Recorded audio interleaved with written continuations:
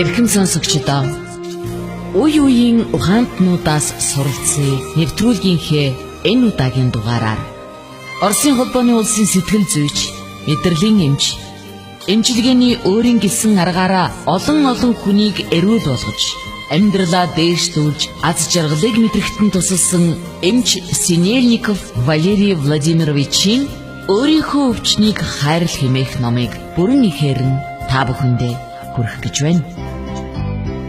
Орос хэлнээс хөрвүүлсэн хууль зүйн ухааны магистр, хуульч Хандмаа мөн энэ номыг бидэнтэй хамт та бүхэндээ сонирдуулж байгаа юм.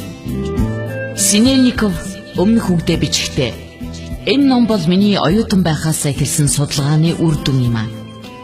Хүний биед өвчин үүсдэг шалтгааныг мэдэж, өөрийнхөө өвчнийг эмийн тусал цаагүй эдгээхэд энэ ном та бүхэнд туслана.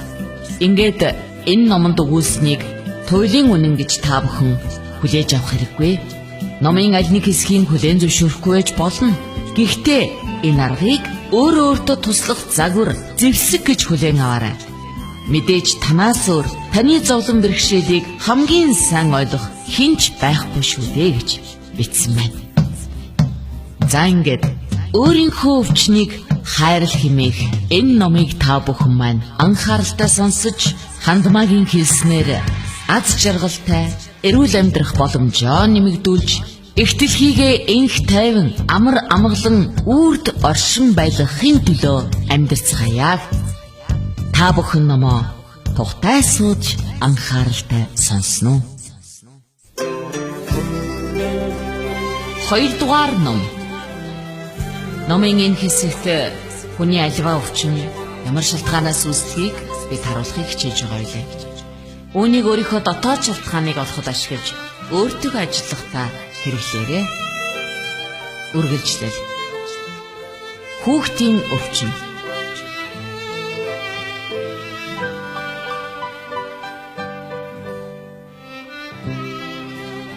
Миний үйлчлүүлэгч нарын тал нь хүүхэд байдаг.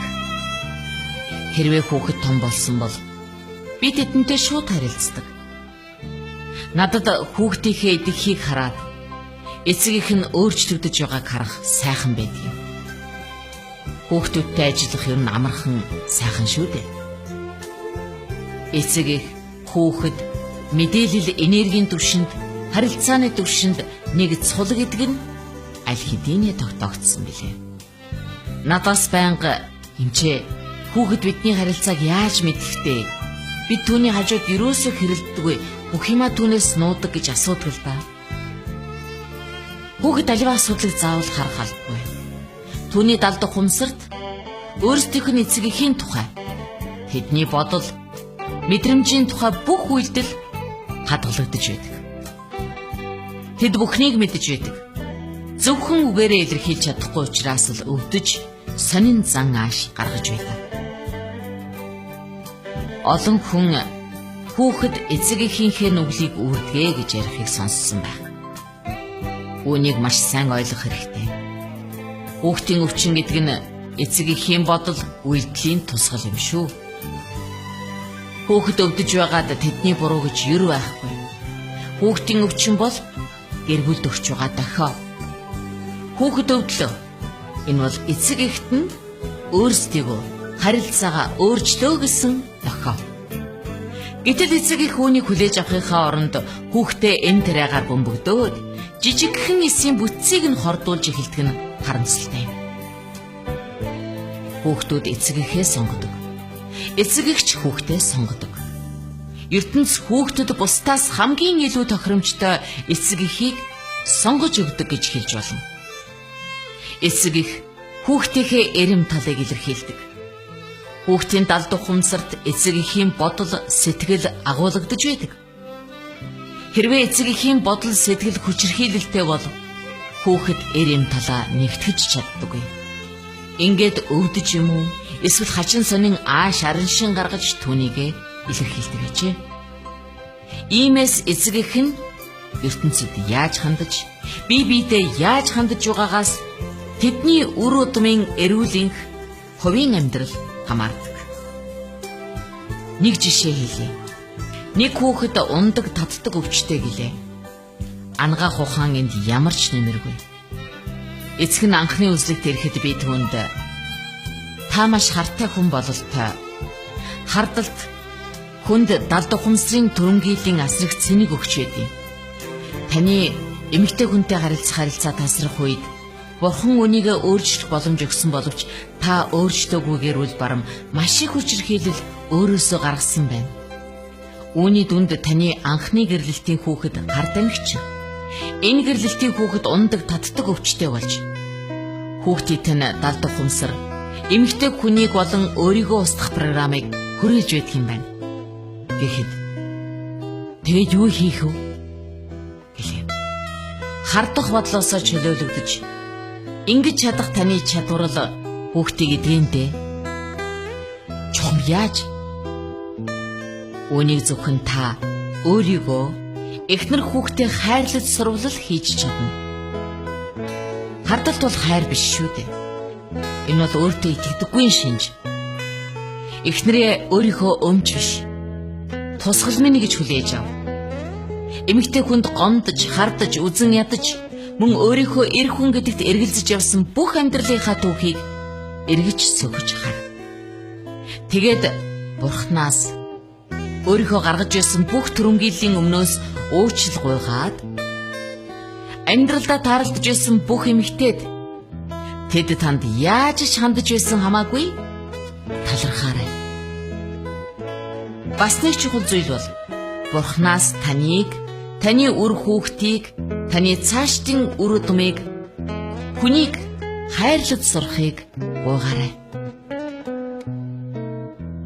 Гэрт хэрүүл шуугаан байхад хүүхэд үүнийг бахардах өвчин, чихний өрөвсдөр мэдрэгдэг бөгөөд энэ нь над руу анхаараач, надад тайван чимээгүй орчин гэр бүлийн өвдөгч байдал хэрэгтэй байна гэж хэлж байгаа гэсэн үг. Хүүхдийн далд ухамсарт эхийн жирэмсэн байх үеийн сөрөг мэдээлэл суудаг. Их болох эмэгтэй хүүхэд гаргахаасаа дургуйсан, ахуулах гэж хүсэх, хүүхэд төрүүлэх цаг нь болоогүй байна гэж бодох, нөхөртөө гомдох, гардах, эцэг эхтэйгээ муудалцах зэрэгээс болж хүүхдээ төрүүлэхээс төгшөөх нь хүүхдийн амьдралд шууд занал хийлж өөрийгөө устгах далд ухамсрын програм болж үлддэг. Ийм хүүхэд энэ дэлхийд мэдлэгтэй маш сул дархлааны системтэй болж төрдөг бөгөөд төрөл бүрийн халдварт өвчнөд төрөх газар байхдаа л өртөж эхэлдэг. Эмч нар энд ямар ч хамаагүй.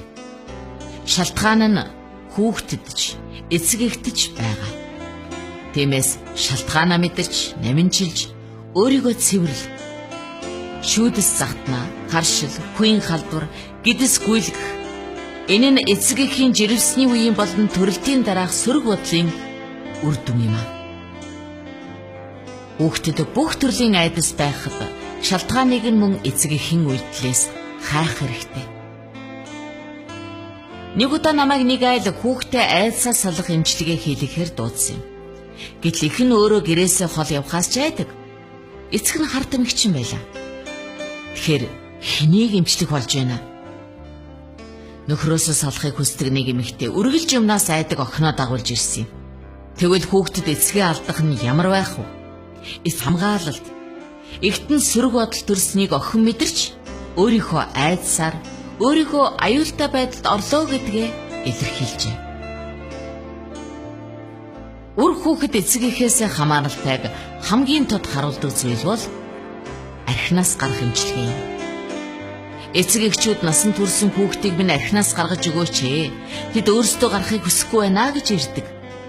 Тэгээд эцэг эхийнх нь хүүхдийн архиталтыг харуулсан үйлдэлийн далд ухамсрын програмыг нь гаргаж ирээд ажиллахад маш сонин явдал болж хүүхэд нь архинаас гардаг.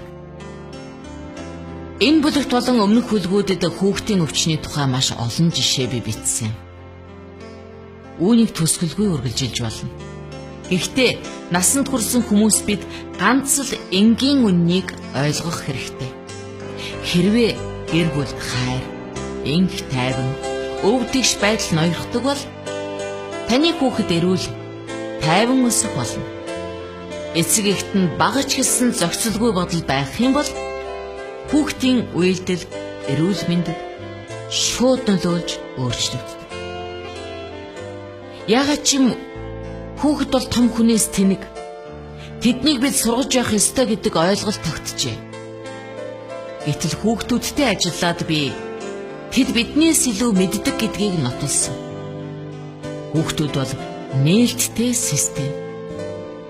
Тэднийг төрөмөгц том хүмүүс бид тэднийг хааж, ертөнцийг үзэх өөрсдийн үзлээ тулгаж, ертөнцийг нь өмнөөс нь хийж өгч эхэлдэг. Сүүлийн үед би өөрийнхөө 8 настай хүүхдээс байнга зөвлөгөө авдаг болсон. Бүх асуултад өгөх түүний хариулт зөв бөгөөд маш гүнзгий байдаг. Нэг удаа би түүнээс "Минийхөө, би баян болохын тулд яах ёстой?" гэхэд хэсэг бодож байснаа тэрээр "Хүмүүс туслах хэрэгтэй" гэж хариулсан. Би эмч хүн. Тэртэргүй хүмүүс тусалж байгаа штэ. Тэгэхэд аваа зөвхөн өвчтэй хүмүүс бишээ. Ер нь л бүх хүн туслах хэрэгтэй. Хамгийн гол нь хүмүүсийг хайрлах хэрэгтэй. Тэгвэл баян болно гэж үлээ.